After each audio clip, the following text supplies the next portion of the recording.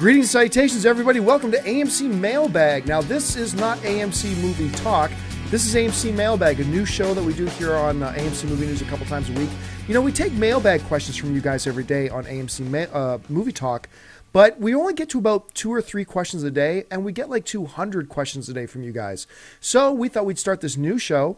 And all we do on the show is take your questions. It's just all mailbag questions. And this one's a lot more informal. It's a lot more laid back. I'm just sitting here at my desk. And today I am thrilled to be joined by a couple people. First of all is AMC Movie Talk's very own Clark Wolf. Clark, how you doing? Hi, guys. I'm really good. How are you? I'm doing great. And also joining us today, back from his triumphant return from the Philadelphia Comic-Con, Mr. John Schnepp. John, how you doing? Hey, what's going on, everybody? I'm glad I'm back. Good to have you back. And all right, guys, let's start with this. The first question today comes to us from Terry Tileman. And Terry Tileman writes, guys, have you seen the new Man of Steel trailer on the Nokia YouTube channel that hit today? It's amazing. What are your thoughts? Well, Schnepp, what are our thoughts? Mind blown, exploding. When is next week? Why can't that be today? Why can't we all be seeing Man of Steel right now? I'm sick of all these trailers. They're driving me crazy. I want to see it now. Clark, what about you? What do you think of the trailer? I thought it was great. I thought it was really, really great. Now, I will say I got my ass handed to me on the comment boards a few weeks ago on Movie Talk because I said I was skeptical of a Zack Snyder Superman. And so I just thought to myself, like, man, if only you guys knew what I really thought. Boy, would you all be mad at me. I thought heretic! She's a heretic! Heretic! That would have been nice if that was what they had been saying. But here's my deal. I thought the trailer was awesome. It looked amazing. It looked like the Dark Knight Man of Steel. So that's going to make a lot of people really happy. And it looked like a Zack Snyder Superman movie. And that's going to make people really happy. And I am looking forward to seeing it. Well, look, we've talked about Man of Steel a lot. We actually talked about this trailer a little bit earlier today on AMC Movie Talk, but I really don't care because this is my #1 most anticipated film of the year. So I'm going to talk about this movie. Holy crap. Holy crap. This trailer is fantastic. It's amazing. And it is the final trailer, and it's the perfect culmination of this brilliant marketing campaign that WB has put together for Man of Steel. I said this on the show earlier today, but we criticize studios a lot for terrible ad campaigns building up and for the promotion of their films. But you got to take your hat off to Warner Brothers. This has been a perfect media campaign for Man of Steel, starting with nothing but narrative and story, looking at, Clark, the boy who's growing up, and his father, Pa Kent, and all this kind of stuff. And it was all dramatic. But as we've gotten closer and closer and closer to this movie, it's been ramping up and ramping up and ramping up and ramping up to the point that we're at now, which is just pure, unadulterated bliss. I am so excited for this film. And, one of the things that really excites me the most, and Schnepp, I want to get your thoughts on this, is that one of my minor fears has been that, that Zod would just be a villain that's kind of there, just to serve a little bit of a plot device function, much like Nero did in the first J.J. Abrams Star Trek movie. Because, Nero was played by Eric Bana in that film. He was just a throwaway character. He really didn't do much. He was just kind of there to be the threat.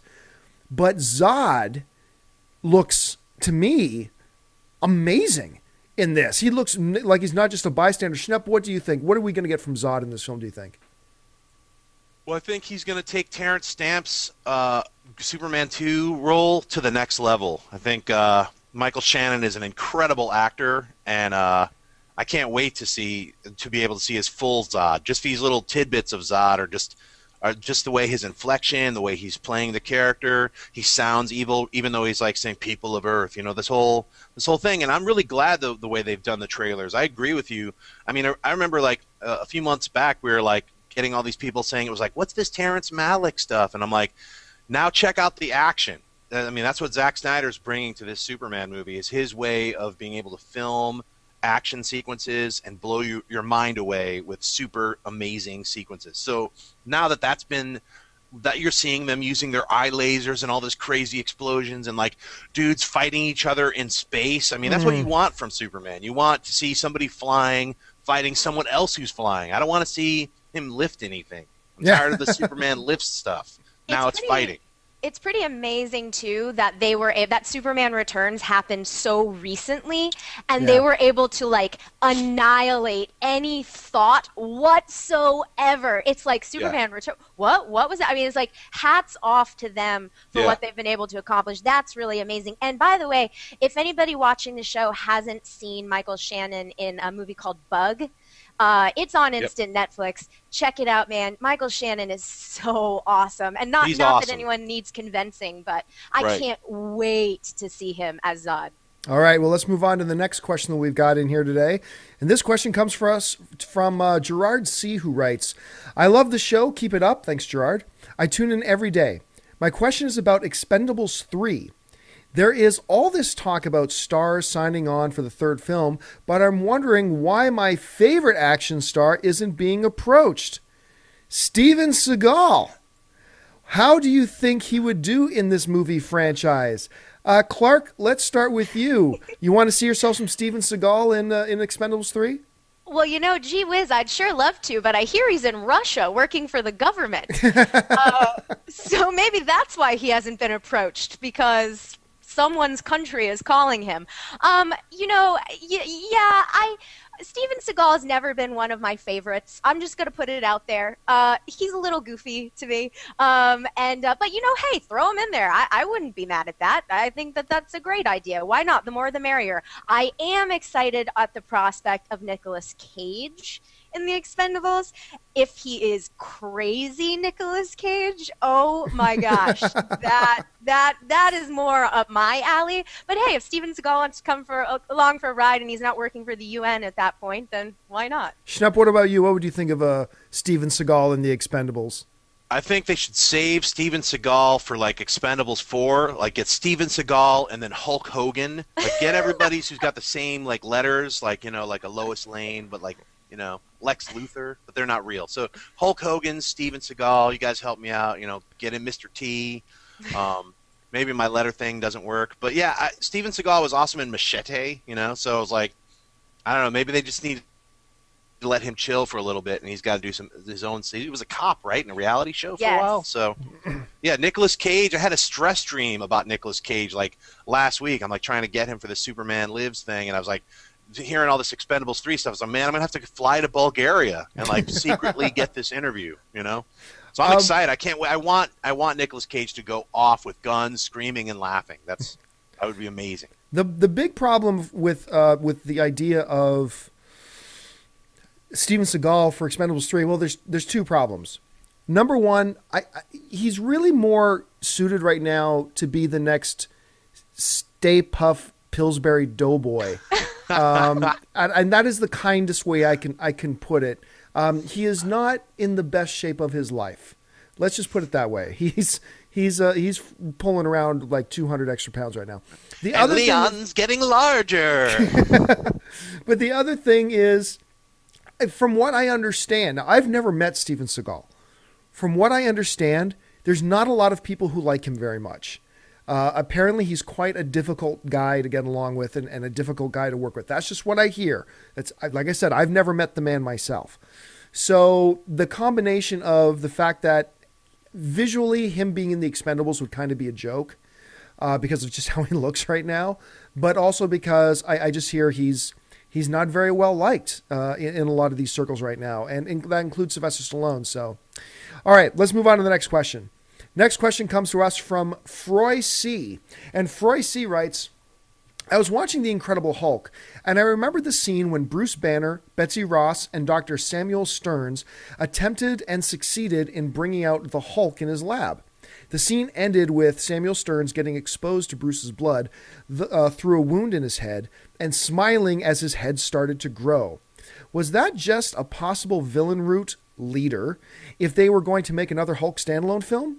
can we expect the possibility of seeing Leader at any time in the Marvel timeline? It should be pointed out here that, that guy Stearns, a.k.a. later on who becomes the Leader, is an actor by the name of Tim Blake Nelson, who I really like. He's really an excellent actor who's, for one reason or another has never been, given big leading roles very much. But Schnepp, what about you? When you saw that film and you saw him, the head starting to grow, did you think, oh, this guy's going to be the Leader in the next film? Yeah, instantly. I was like, oh, they're prepping the Leader. So I think even though they changed the Hulk, now, it was Eric Bana, then it was Ed Norton. Ed Norton, thank you. And now it's Ruffalo. I think they could still keep Nelson as the Leader. Why not? He's a great actor, and bring him in even if it's not in the Avengers 2 or 3. If there's another film where the Leader can come in, if they're going to use the Hulk, maybe the Defenders. Who knows? I mean, at least they started that. So, I don't know. It depends on how the Marvel Universe, it's going to obviously be changing in the next 5-10 years. Different actors are going to take over different roles. So it'd be great to see how it works, but that's definitely the Leader. So, Clark, what about you? Do you think that the Leader is somebody they could use in like another Marvel Universe film? Well, it's interesting, and maybe you can confirm this for me, but I'm under the impression that Mark Ruffalo has stated that he has signed on for a multi-picture deal, but that none of those films are standalone films. I don't know if you know anything about that, John. Well, I mean, from what I understand, he does have a multi-film deal, but I don't think anything is specified about whether they'd be standalone films or not. I think he's just under contract for X number of films. I think it was 5. I think that's the number that's in my head for some reason. Correct me if I'm wrong in the chat board. Yeah, you know what? As far as I was told before I saw the Avengers, they were like, "No, we're not doing any more Hulk movies. We're going to do this TV series, and he's going to just be in the Avengers." And then the week after the Avengers opened, I talked to my same Marvel friend, and he was like, "Now we're talking about a Hulk movie with Ruffalo." So that's back in the picture because his character was so well liked in the Avengers movie. So. And he was great. The more Mark Ruffalo we can get in the world, the better. I just think he's excellent at everything he does, and I loved his chemistry with Robert Downey Jr. and with the rest of the team. Yeah. And I like his deadpan.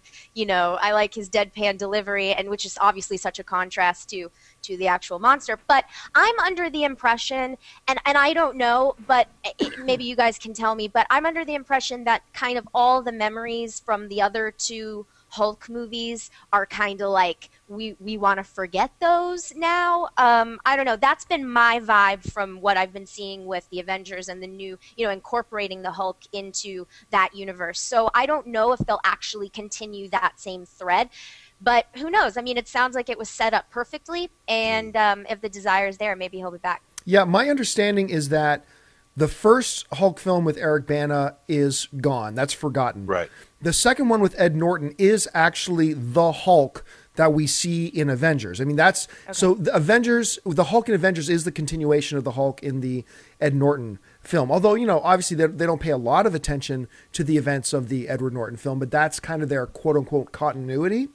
Right. The interesting thing for me about possibly doing a Leader or whatever, when you look at, Dr. Stearns, as he was laying there and his head starts to swell, all I could think about was Hector Hammond from Green Lantern, from Skarsgård Hector Hammond. That's you remember? right. That's exactly what it kind of, it has that same visual look and everything. So, I mean, I don't know. I see, while this Hulk that we're in right now is a continuation of the Hulk from the Edward Norton one, I don't know that they want to throw back to the Edward Norton one.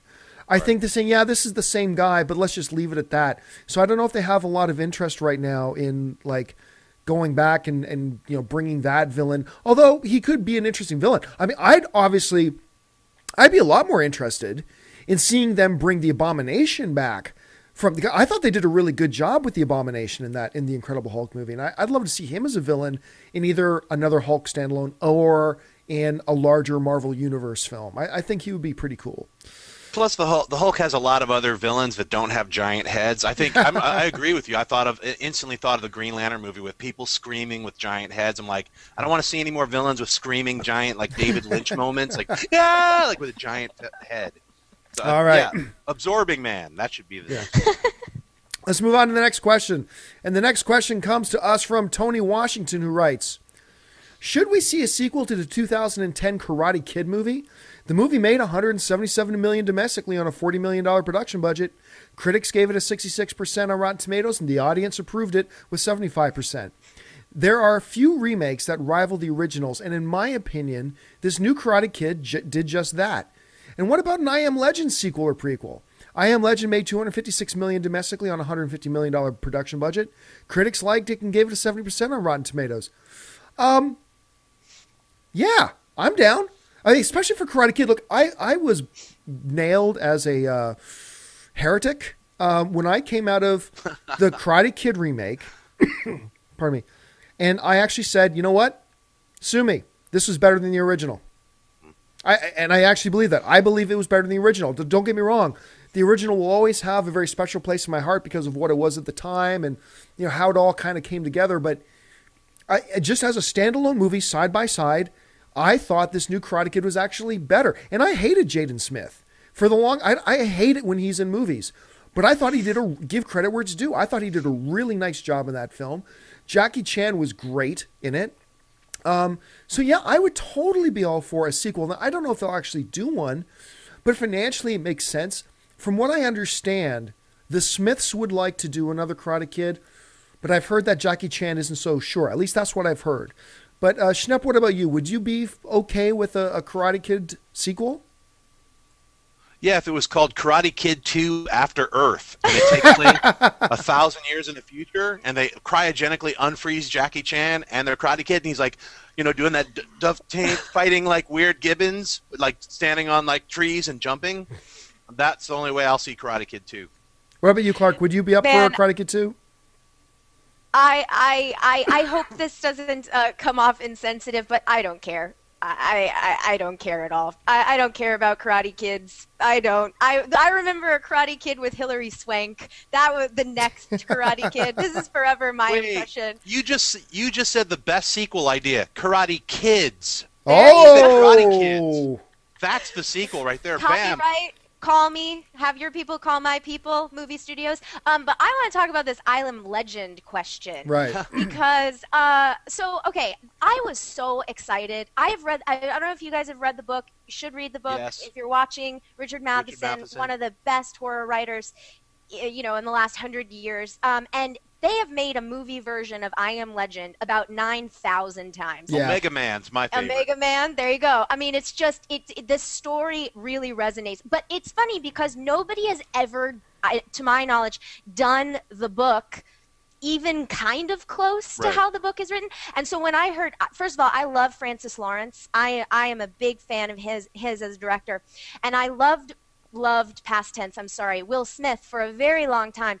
And so I was really excited for Will Smith to go dark, because when you read I Am Legend, this book is dark. The vampires actually talk. They're people that he knew in his past life before the apocalypse, and they just stand outside his window every night and taunt him, trying to get him to come out. And he goes crazy, and he's an alcoholic. So I was like, Will Smith is doing that? Yeah, that's awesome. And then I saw the movie, and oh boy, I did not care for the movie. You didn't like those CG vampires? Oh my god, they sucked. No pun intended. But no, so I actually would rather have a reboot of I Am Legend for the 9,000th time, or even maybe a prequel, just as long as Jaden Smith doesn't play his son. But that's kind of where I'm at with the whole I Am Legend deal. Schnepp, what about you? What about you for an I Am Legend thing? Yeah, no prequel, no sequel, just do a reboot.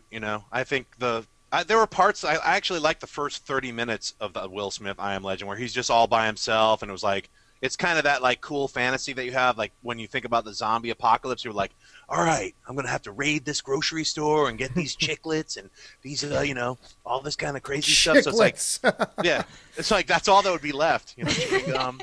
I subsist on chewing gum. Yeah. So I remember the first 30 minutes, I was really into it, and then that first CG vampire showed up, and I was like, I'm out. So reboot it. Just do The Last Man on Earth. I know it's called I Am Legend, but just do that and do like a creepier version of the Vincent Price one mixed with some Omega Man. Then that's a brand new reboot. So All right, well, let's move on to the next question. The next question comes to us from Josh Taylor, who writes, I love your show and watching every day. I love the Johnny English films, and I was wondering if they were ever going to make a third. I think it would be awesome to round out the series. Round out the series? Like there's some big... The trilogy! There's some big ongoing kind of narrative going on through these films. Right. Look, I'll be honest with you. The second Johnny English film was kind of a little guilty pleasure of mine. I enjoyed it. I thought it was witty and I thought it was charming and certainly not a classic, nor one that I ever went back to watch again. But it was cute, and I liked it. And if Rowan Atkinson, Mr. Bean decided to do a third one, I would give it a shot. But there's a really weird dynamic here. The film made $8 million in North America. $8 million. Worldwide, it made $160 million. Yes. Wow. So there is definitely an audience for that. And I think it was made on a $45 to $50 million budget. So it was profitable. People were interested in it. Rowan Atkinson is still a treasure. So, well, nothing special. And I didn't like the first Johnny English.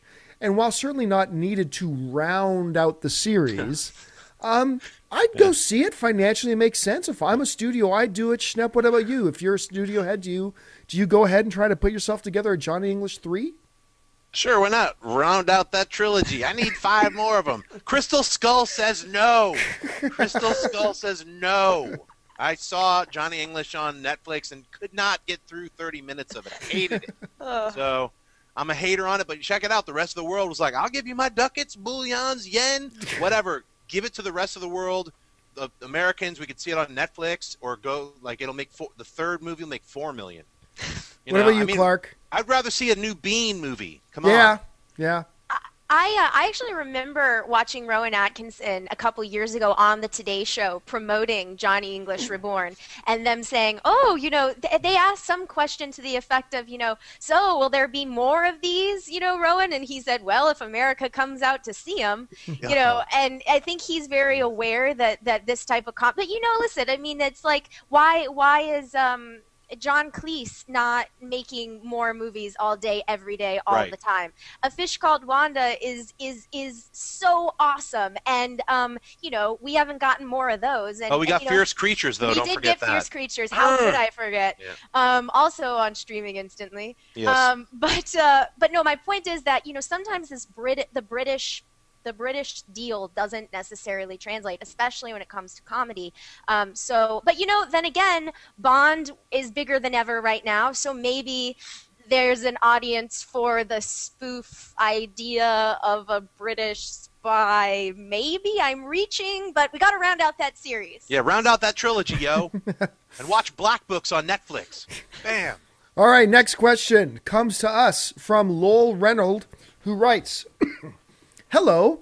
I read in an article somewhere that Daniel Radcliffe, the actor who played Harry Potter in all 8 movies, has said that he would be very interested in appearing in Star Wars Episode 7 as a supporting role. Personally, I would love to see Daniel Radcliffe in a Star Wars movie. I think he's a great actor, and having Harry Potter be a supporting role in Star Wars Episode 7 would lead to a lot of very interesting fan fiction. What do you think? Because, studios want to make movies based on what they think would generate a lot of fan fiction. Clark, let's start with you. Would you be down for honestly, would you be down for Daniel Radcliffe in a Star Wars movie? Hell yeah, I would. I'd be down for Daniel Radcliffe doing anything. I love that guy. He's great on Saturday Night Live. He was great in The Woman in Black. I can't wait for Horns. Oh my gosh, I'm so excited for that movie. That's his new film with Alexander Asia. Yeah, Horns looks really interesting. It really does. Man, I'm stoked for that. So, hells yeah, I'd like to see Harry Potter in a Star Wars movie. But when actors, and John, you talked about this on the show a couple of days ago with Saoirse Ronan about Scarlet Witch. It's like when actors say, "Yeah, I'd be interested." It's kind of like, well, who wouldn't be interested in appearing in the new Star Wars movie? Who wouldn't be interested in appearing in Avengers 2? I mean, I don't necessarily take that as Daniel Radcliffe vying for the role, but I mean, if if they want to put him in the new Star Wars movie, hell's yeah, let's do it. I'm in. What about you, Schnepp? Yeah, I mean, I actually saw Daniel Radcliffe on Broadway in Equus. So I got to tell you, that kid's got balls because he's scrimping around, running around naked, and did an incredible job in that play. And I think it's why not have Harry Potter in the new Star Wars movies? I think he's a great actor. It's like when they cast Ewan McGregor in the Clone Wars, a lot of people were like, why do you need Ewan McGregor? It was originally the first trilogy was all these unknowns. It was like, yeah, but don't forget they got Alec Guinness, they had Peter Cushing. They had a lot of well-known actors in the original Star Wars, but the original trilogy had like unknowns, but that's not how the game's played right now. So I say get as many great actors as you can to be in the brand new trilogy. And Harry Potter, Daniel Radcliffe is a great actor. So even if he's just pumping for the role, that's a great suggestion. So I'm all for it. See, I'm not on the Daniel Radcliffe bandwagon yet. Now let's put the Harry Potter films aside for a second because we just know him as Harry Potter. It's tough to say if he's a great actor because of Harry Potter because whatever he does is identified with Harry Potter. You know what I mean? So it's hard to say whether he was a great actor from that. Also, I was not as taken with Woman in Black as you were, Clark. Actually, personally, I thought it was a wretchedly horrible, awful movie. Wow. That's a very strong reaction. Oh, yeah. I thought it was somewhere in the middle on Woman in Black. I thought it was one of the worst movies of the year. I really did. Whoa. But that's not to say that I thought Radcliffe was horrible in it. I just thought the movie was so bad that I couldn't really, and I remember when I did a review of the film, I said this. I said, look, I've been really looking forward to seeing Daniel Radcliffe in something other than Harry Potter, and I felt like I've just been robbed because I feel like this movie was so bad that I can't really tell what I thought of him in it. I can't tell. I know he wasn't terrible because I would have been able to tell that, but I can't. The movie was so bad around him that even if he did a great job, I feel like the awfulness of the rest of the movie has stained him somehow. So I want to see him in something else. And check it out. Yeah. Go ahead. Here's what you should see him in. He plays himself in the Ricky Gervais series called Extras. Yeah, I saw that. And him just doing that whole scene with the condoms and just he's incredibly funny in that. And if you haven't seen it, that's him diversifying and saying, hey, I'm not a kid anymore. You knew me as Harry Potter, but check this out. But that brings up a problem for me. That's the one to see. That brings up a problem for me. It's what I call the Justin Timberlake problem. I think Justin Timberlake is a terrible actor. But I also think, I say that in one breath, but in my next breath, I'm going to tell you this. I believe a very solid argument could be made that Justin Timberlake might be the greatest all-time Saturday Night Live host. I think he is so good in just that skit comedy stuff that it's unbelievable. Now, no one's going to confuse skit comedy with acting. I mean, there are two different things. And I saw Daniel Radcliffe on Extras, and I thought his spot on that was wonderful. But I don't know that I qualify that as acting. It's more sketch comedy to me. So I'm curious. But the big thing, as a Star Wars fan, my big thing is I don't think I want Harry Potter in there. I think, honestly, that becomes, because right now I think we can all agree, he hasn't yet had the opportunity to establish himself outside of Potter. And I think maybe if he could do 3-4 more films and then do a Star Wars film, I might be okay with that. But right now, it would just be Harry Potter and Star Wars. That's what, fairly or unfairly, and it's probably unfair, but people would just kind of see him as that. And I think that would become a bit of a distraction. So I don't know. I mean, I haven't seen the play that you're talking about, Schnepp, and I have read great things about it. But he was incredible. Yeah, but for me right now, the jury's still out on what kind of career Daniel Radcliffe's going to have. I hope it's going to be a good one. You did bring up something about Justin Timberlake. You didn't like him in Alpha Dog? No, I really? Didn't. I liked him in Alpha Dog. I thought he was great in Alpha Dog. That's the only acting that I like Justin Timberlake doing. I agree. That's why I brought that up. I thought he was really good in that. I thought that was role. I kind of saw that one as another case of it was a really good movie and people just lumping, well, it's a great movie, so everybody in it is great. But I thought he's been not only bad in almost everything else he's been in, but distractingly bad. And that's hard Agreed. to say. Social Network. Because, and I thought he was a one-note character in The Social Network. You know, it was just, he had to play the douchebag. Just go douchebag. Nothing else. No other range. Just play douchebag. And he did it. And he did it fine. But yeah, can't really say anything positively or negatively about him in Social Network because it was just a one-note character. And I got to disagree a little bit. I mean, you know, playing a douchebag isn't that easy. You're saying, you're making it sound like, just be a douchebag. It's like, I think he was good in Social Network. I didn't find it, like, his role distracting. I thought that movie was fantastic, and I remember those sequences that he was in. I remember seeing the trailer. I was like, oh, there's Justin Timberlake. But when I actually saw the movie, I didn't think about him as Justin Timberlake. I think it was distracting for me in Social Network because I felt like Jesse Eisenberg and Armie Hammer and Andrew Garfield specifically, and John, you and I agree on Andrew Garfield being the takeaway point from that in terms of his acting. But they were in a different movie. If that makes sense to me, they're a dynamic working together, and then Justin Timberlake comes in and it felt like dead weight to me in terms of his performance. But I agree. I mean, I think that what you hit on with Saturday Night Live versus acting is being an entertainer, which Justin Timberlake is. Oh, and one of the best in the world. Actor. Exactly. But so. But horns. Yeah. I'm dying to see this. Horns is going to be the one. Here's hoping. See that.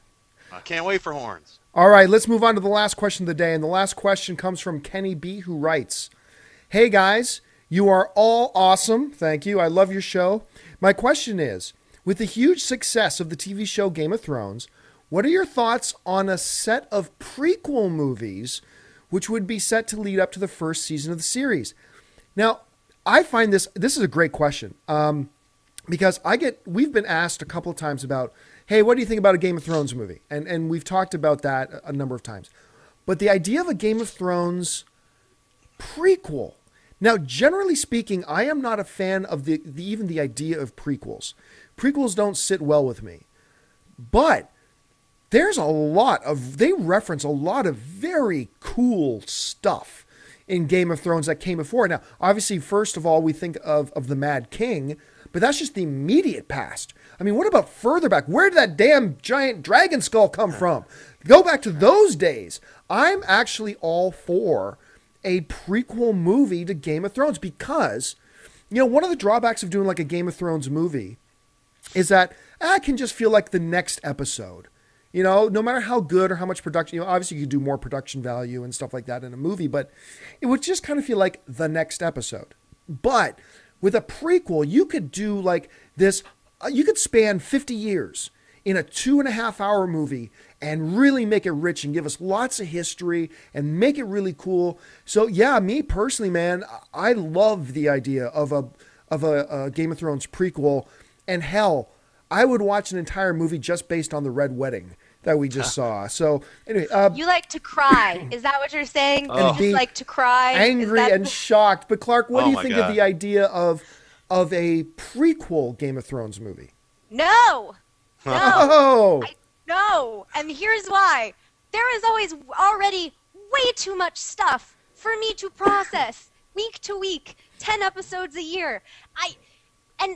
Okay, so hear me out. Part of the reason why I don't want any more before is because that's not how the story's written. One of the things I love about Game of Thrones is the idea that a character just walks in and everyone knows that character but the audience. And you just go, who's that? I don't know who that is. But you just got to keep up. You just got to keep up and figure it out. You're not supposed to. I mean, it's just, 10 episodes a year for the track we're on is not enough for me. I need more time with the series that the road we're going down now.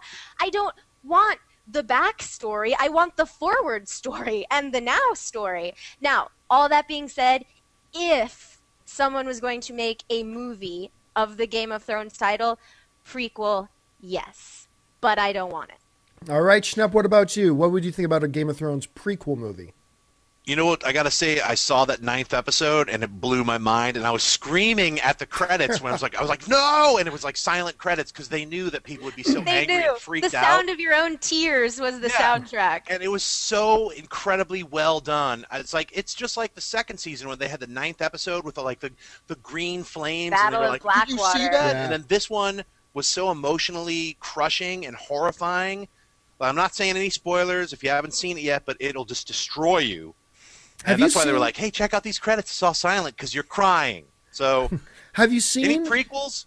No, I don't want to see a prequel. I No. want them to just. I agree. I want to see like 30 more episodes every year. What's Thank this you. 10 episode thing? It's killing me. But why is We it only have one or the episode other? left. Why does it have to be one? Why can't we still keep going with the 10 episodes a year and have a standalone prequel movie? What's like? Why All are right. they mutually exclusive? I'll accept it. I'll accept more Game of Thrones on any level. Prequels, Agreed. side stories. You could do a 10 episode side story. I don't care. I love the series so much. I'll take anything. But just how about 20 more episodes instead of 10? Stop Have you killing me, guys HBO. seen these reaction videos on YouTube Yes. of people watching No. the last No. episode? Oh my goodness! Like, Schnepp, you have to watch this. Can you send me a couple links to the best ones? I'll if send have you a them? link. I'll send you a link Okay. because it's a collage of a bunch of different people's reactions. And people who their friends had read the books Oh, and wow. knew Yes. what was coming, so they set up cameras to Oh. take their friends who didn't know what was coming. Nice. Melt. I have to tell you guys really fast. My mom and I we're good friends, and I have a great relationship with my mom. But my mom doesn't call. She doesn't call. Period. We've gone months without speaking because I didn't pick up the phone and call her.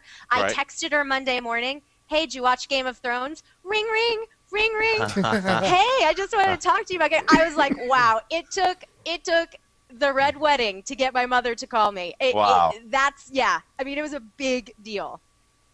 All right. Well, listen, folks, that'll do it for us. We've run out of time. Thank you so much for joining us. First of all, I want to thank AMC Movie News' very own Clark Wolf. Clark, thanks so much for joining us today. Thanks for having me, guys. And, of course, the one and the only Mr. John Schnepp. Schnepp, thanks so much. Yo, yo, yo. And thank you, of course, most of all to you guys. The most important part of the show is not what we have to say, it's what you have to say. So thanks for being here. And listen, guys, keep on sending in your email. Email us at amcmovietalk@gmail.com. And your question could be answered either on the daily AMC Movie Talk show, or we could answer it here on AMC Mailbag. Do me a favor. Write in comments. Tell us about whether you agree or disagree or other thoughts you might have about the topics we covered. But also tell me if this is a show you think we should continue doing. This is just like, I think, the 5th episode that we've done. So let us know if this is something you guys are interested in, you want us to keep doing. Click that thumbs up button. And listen, most importantly, click the subscribe button. Become a subscriber to our AMC Movie News YouTube channel. It'll keep you up to date on everything going on in the world of movie news. And, of course, our daily AMC Movie Talk show and our AMC Mailbag show. So thanks again for joining us. Until next time, my name is John Campia for AMC Movie News. And until then, bye-bye.